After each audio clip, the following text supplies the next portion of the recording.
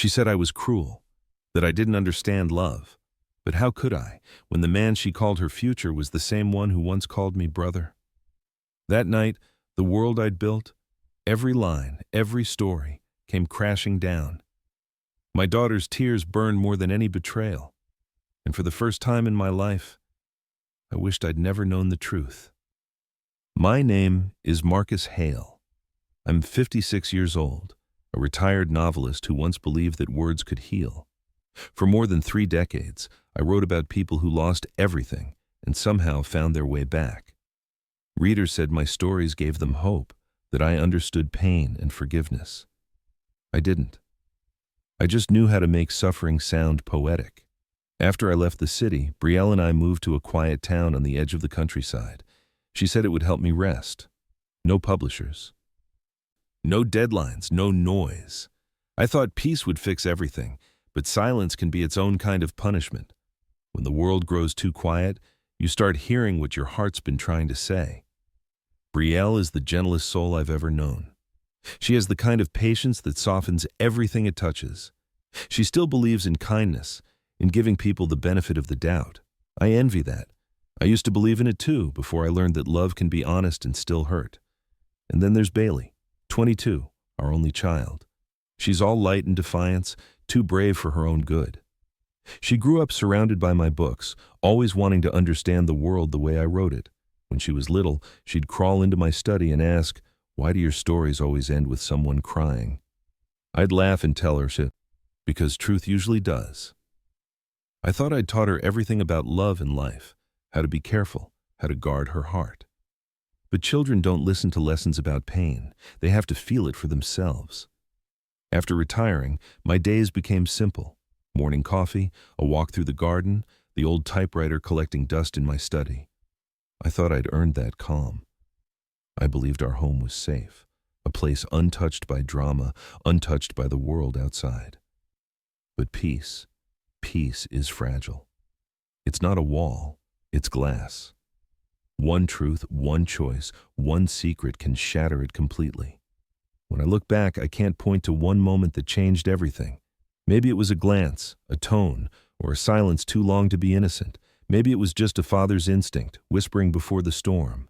All I know is this: every story has a beginning, even the ones that destroy you. Mine began the night I realized my daughter was keeping something from me.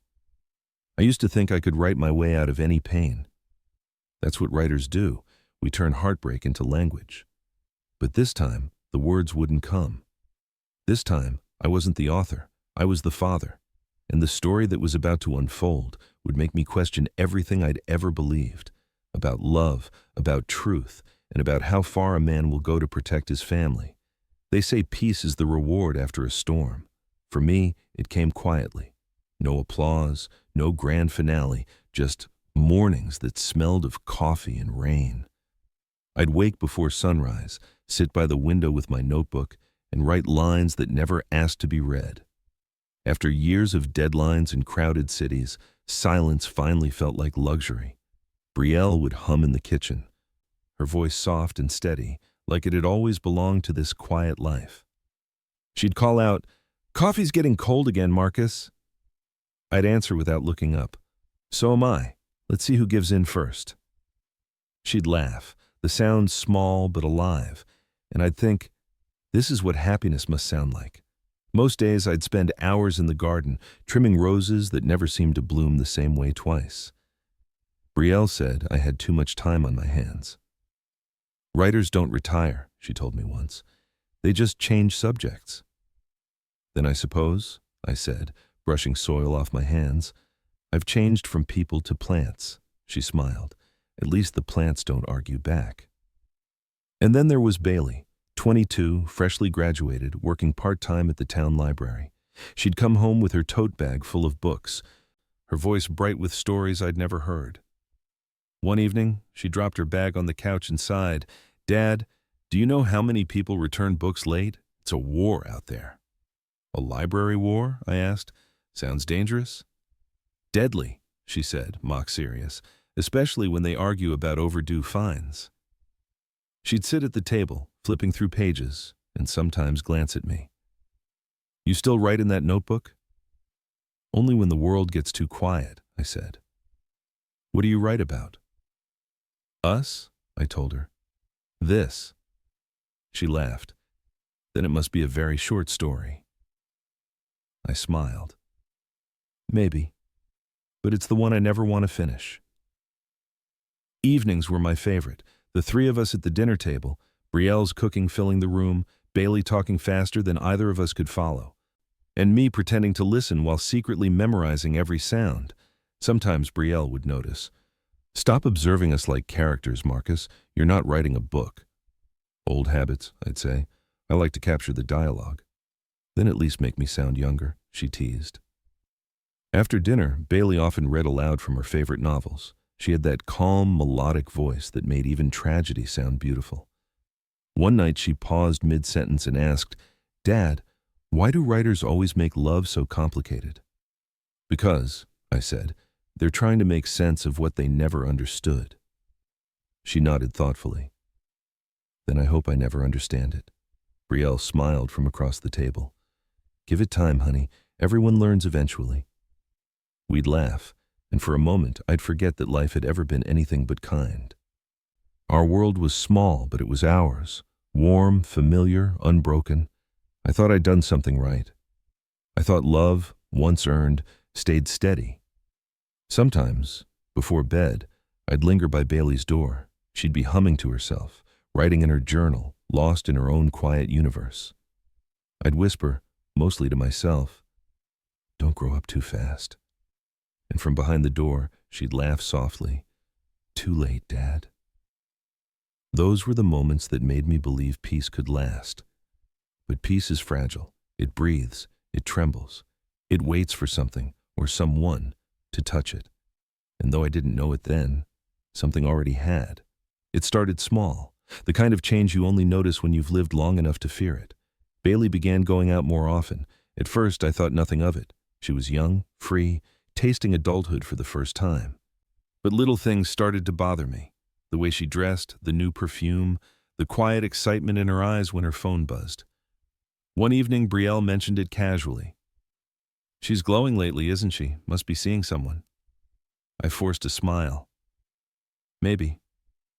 She hasn't said a word to me." "She doesn't have to, Marcus. Let her have her secrets." "I don't like secrets in this house," I said, sharper than I meant to. Brielle sighed. "You never did." That night, I stayed up late in my study, pretending to read. Around 10, I heard the soft creak of the front door. Her footsteps, light, careful, moving across the floor. I watched her silhouette pass by the hallway mirror. She was dressed in a dark coat, hair pulled up neatly, a touch of lipstick she rarely wore. For a second, I didn't recognize her. She looked older, or maybe I was just realizing she wasn't my little girl anymore. I almost called out, but something stopped me. Instead, I waited until the sound of the door faded, then walked toward her room. Her phone buzzed on the nightstand, the screen lighting up in the dark. I shouldn't have looked. I knew it. But curiosity, that cruel instinct of every writer, got the better of me. I picked it up. A message glowed across the screen. "I'm outside. Take your time." Then the phone rang. I froze. The name on the screen was simple. E. Cole. I didn't recognize it, but the voice on the other end sent something cold through me. Deep, calm, assured, older. "Hey, you there?" the man said softly. "You don't have to rush. I'll wait." I ended the call before I could stop myself. My hand trembled. I stood there in the silence, heart pounding, the echo of that voice still sharp in my head. I didn't tell Brielle. Not yet. I couldn't. What would I even say? That our daughter might be seeing someone twice her age? That her laughter lately wasn't just happiness, but something deeper, something dangerous? The next few days, I watched her differently. The way she hummed in the mornings, checking her phone between bites of toast. The way she avoided my eyes when I asked harmless questions. "Working late again?" I asked one evening. "Yeah, the library's short-staffed," she said quickly. "On a Friday night?" Her smile faltered for a second. "It's quiet there. I like it."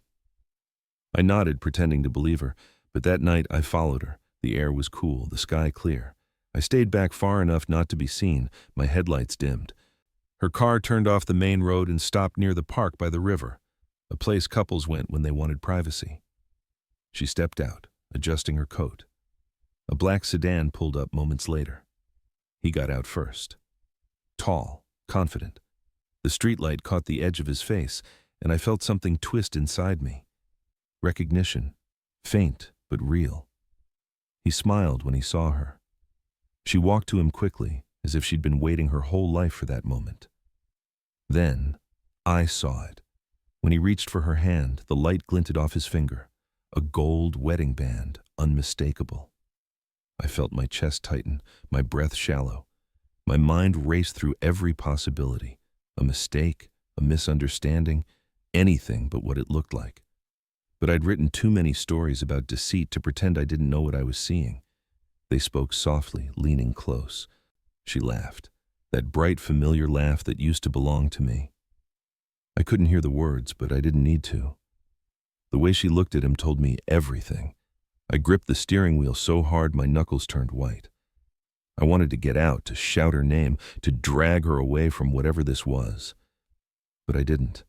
I sat there in the dark, motionless, watching the scene like a man trapped inside his own nightmare. When they drove off together, I didn't follow. I just stayed there under the flickering light. The image burned into my mind, my daughter's smile, his hand, the ring that shouldn't have been there. And in that moment, I knew something terrible had begun. I just didn't know how close it already was to me. I couldn't hold it in any longer.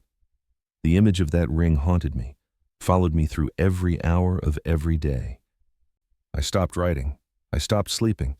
Every time Bailey smiled, I saw him, that man, standing behind it. One evening when she came home, I was waiting in the living room. The lights were dim, the clock ticking louder than usual. She froze when she saw me sitting there. "Dad," she said softly, "why are you up?" I gestured toward the chair across from me. "Sit down, Bailey. We need to talk." Her shoulders stiffened. She hesitated, then slowly sat. I tried to start gently, but the words came out like stones. "Who is he?" She blinked. "Who?" "Don't do that," I said. My voice cracked with anger I didn't want to feel. "The man you've been seeing, the one who picks you up at night." Her lips parted in shock. For a second, I saw the child she used to be, the one who used to run to me with scraped knees. Then her face hardened. "You followed me?" "I had to," I said, "because you wouldn't tell me the truth." Her eyes filled with tears. "You shouldn't have done that." "I shouldn't have to," I snapped. "He's married, Bailey. He has a wife." The silence between us was unbearable. Then quietly, she said the words that broke me. "I love him." It didn't sound like defiance. It sounded like surrender, like something she'd already chosen. I stood up, pacing, trying to breathe. "You don't know what love is," I said. "You're 22. Don't," she interrupted, her voice trembling. "Don't talk about him like that." "Like what? Like a man old enough to be your father? Like a liar?" She shook her head violently. "You don't understand. He's kind. He listens. He's using you," I shouted. "You think you're special to him, but you're not. You're a secret, Bailey. A mistake waiting to happen." Her tears fell fast now. "You're wrong," she whispered. "He loves me too." Brielle appeared in the doorway, still in her robe, eyes wide and tired. "Marcus, please," she said. "Stop shouting." "She's seeing a married man," I said, my voice shaking. "And you want me to stay quiet?" Brielle walked to Bailey, wrapping an arm around her. "We don't know the whole story." "I saw him," I said. "I saw the damn ring on his hand." Bailey buried her face in her mother's shoulder, sobbing. "Marcus," Brielle said firmly, "you're making this worse. You can't control her life."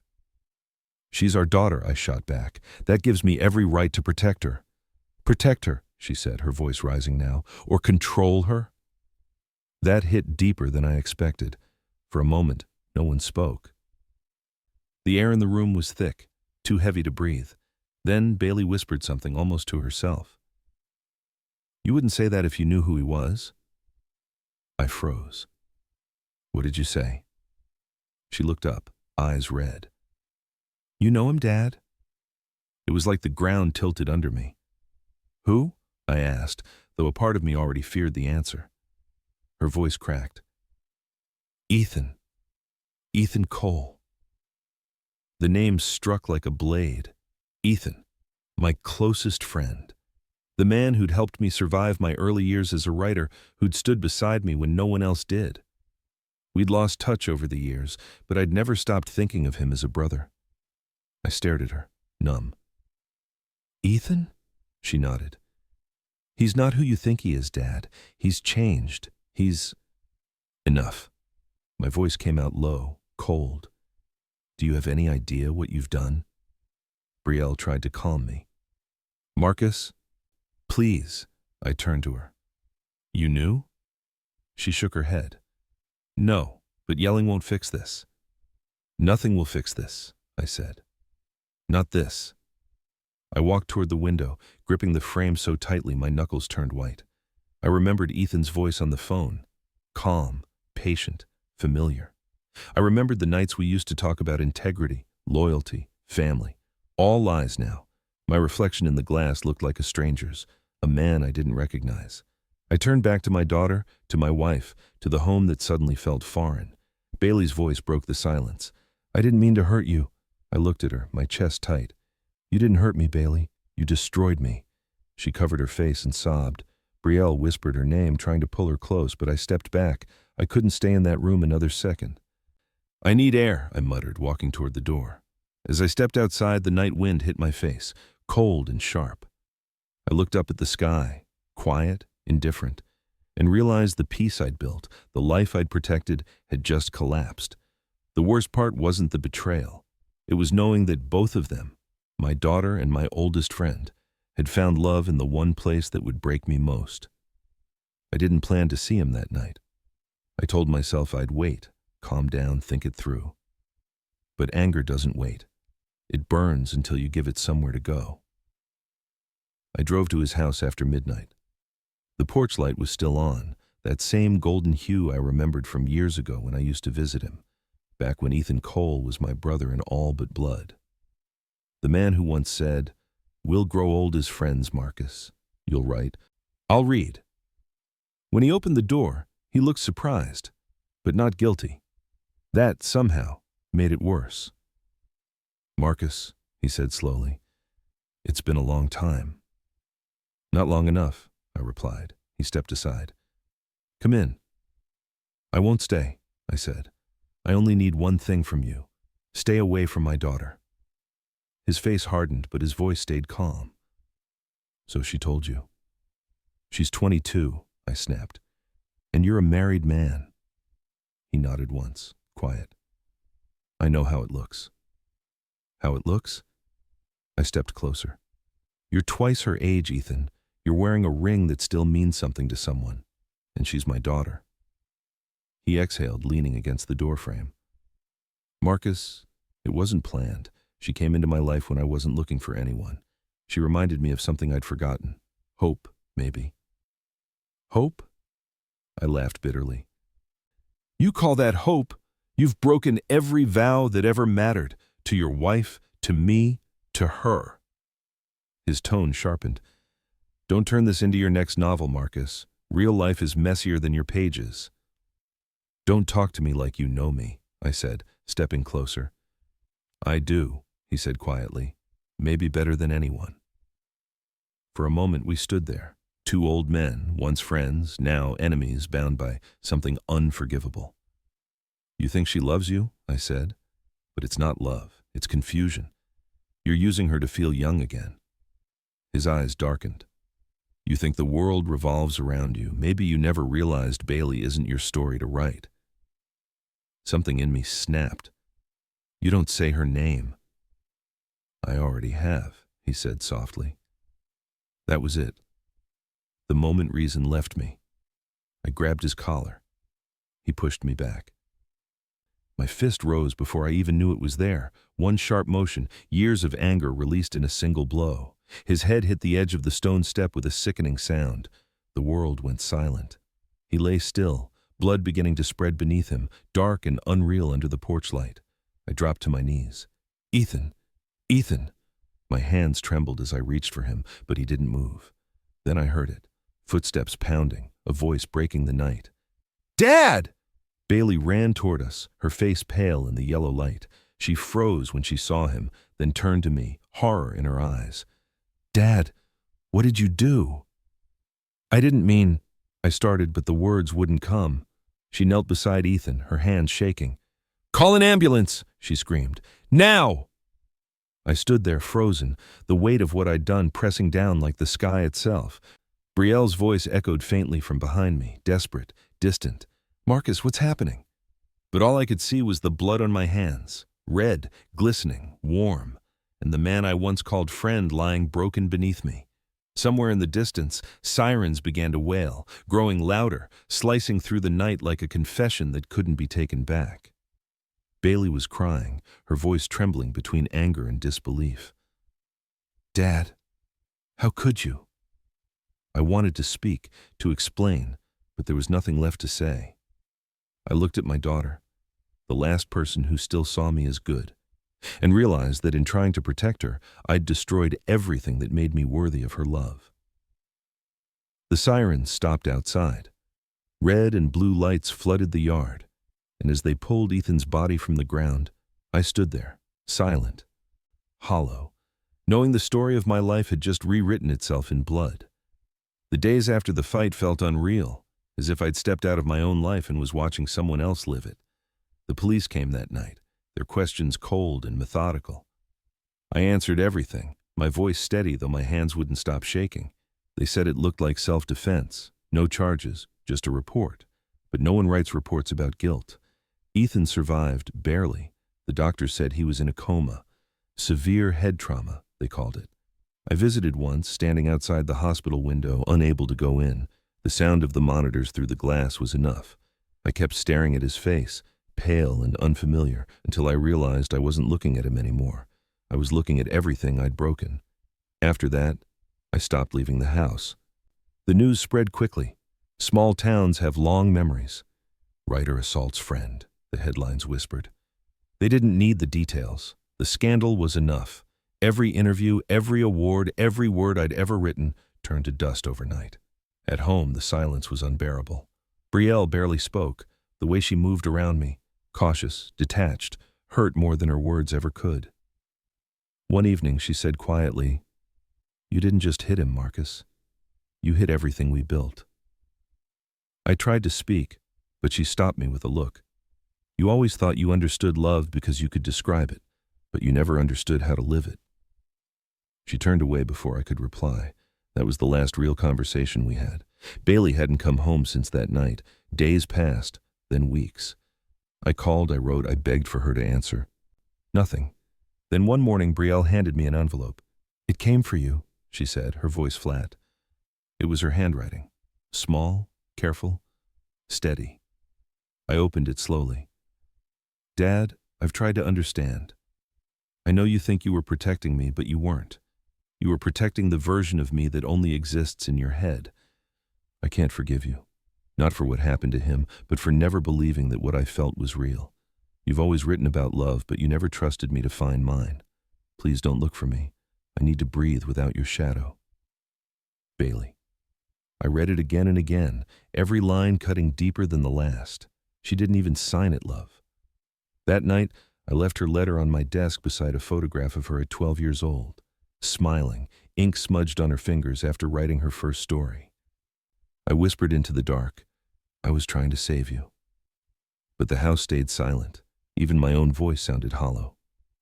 Brielle packed her bags a week later. She didn't shout, didn't accuse. She just looked around the house one last time and said, "I can't breathe here anymore." "Where will you go?" I asked. "Anywhere there's noise," she said. The door closed behind her, and the echo lingered. After that, the house stopped feeling like a home. The ticking clock became a punishment, the empty chairs like ghosts. Every corner held a memory I didn't want to face. I'd spent my life writing tragedies about other people. Now I was living one, wordless, unfinished, and entirely my own. And for the first time, I couldn't find an ending.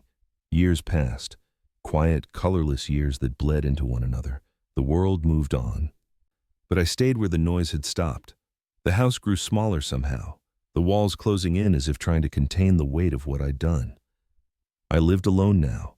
No Brielle, no Bailey, no sound but the wind brushing against the windows and the faint ticking of the clock that refused to die.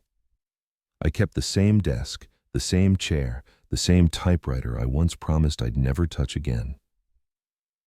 But one morning, without knowing why, I sat down and began to write. At first it was just fragments, a sentence here, a line there. Then came the nights of remembering, the laughter, the fights, the silence. And slowly, painfully, the story began to take shape. Not a novel, not fiction, a confession. I called it Letters I'll Never Send. Each chapter began with her name, Bailey. Every word was for her, though I knew she might never read them. I wrote about that night, about the anger that blinded me, about how in trying to protect her I became the very thing she needed protection from. Some pages were apologies, others were memories of her first steps, her first story, the way she used to press her forehead against mine when she was scared. Writing them felt like bleeding, but it was the only way I could feel alive again. There were nights I'd fall asleep at my desk, waking to the smell of ink and regret. Sometimes I'd imagine her voice reading my words, soft but distant, like a memory that had learned how to speak. I didn't write for forgiveness. I knew I didn't deserve it. I wrote because I couldn't bear to let the truth die with me. Because stories, even broken ones, are the only way I know how to love. When the last page was done, I read it aloud to the empty room. My voice trembled, but for the first time in years, I felt something close to peace. Not redemption, that was too big a word, just peace. I printed one copy, held it in my hands for a long time. Then, on a quiet Sunday morning, I slipped it into an envelope and wrote her name on the front, Bailey Hale. At the post office, the clerk asked, "No return address?" I shook my head. "If she wants to find me," I said, "she will." When the letterbox swallowed the envelope, I stood there for a while, staring after it, a man watching the last piece of himself leave. That night, I sat by the window again, the same way I had years before, only this time there was no fear, no anger, no noise, just silence, and the faint hope that somewhere miles away, my daughter might open that book and finally hear the words I never had the courage to say out loud. "I'm sorry, Bailey, for everything I tried to protect you from, for everything I couldn't." Bailey found the package on a gray morning. No return address, no note, just her name written in her father's familiar handwriting. She hadn't seen it in years, yet somehow it still carried the weight of his voice. For a long moment, she just stared at it, afraid to open what time had already sealed. Inside was a single book, bound simply in brown paper. The title, printed in quiet letters, read, "Letters I'll Never Send." She hesitated, then opened the first page. It began the way her father always began his stories, softly, with truth disguised as memory. "Bailey, I once believed that words could save people. Now I know they can only reveal the parts of us we tried hardest to hide." She read through the night, page after page, his anger, his regret, his love. There was no justification, no excuses, only honesty. She saw him not as the man who had hurt her, but as the man who had never stopped trying to understand why. And in one passage, she stopped, her breath catching. "If words could heal, I'd write until the page forgives me." Her eyes blurred. She closed the book, pressing it against her chest, as if holding it could make up for the years between them. Far away, in the same house that once held their laughter, Marcus sat at his desk. The morning light poured through the window, soft and golden, brushing across his face. The typewriter in front of him was quiet now, the pages scattered, filled, finished. He looked out at the trees, his voice a whisper to the empty room. "We write to remember," he said. "But sometimes we write to be remembered, not by the world, but by the ones we hurt." For the first time in a long time, his expression softened. The light caught the corner of his mouth, almost a smile, fragile, unsure, but real. Then, a sound. The doorbell rang. He turned his head, slow, uncertain, as if afraid the silence might disappear if he moved too quickly. Another rang. Marcus stood, the chair scraping gently against the wooden floor. His hands trembled slightly as he walked toward the door. The camera lingered behind him, the sunlight spilling across the table, illuminating a single envelope left beside his typewriter. On the front, in graceful handwriting, it read, "Bailey Hale." And for a moment, before the screen faded to white, the sound of the door creaking open hung in the air, fragile, hopeful, and full of the forgiveness that words alone could never fully give.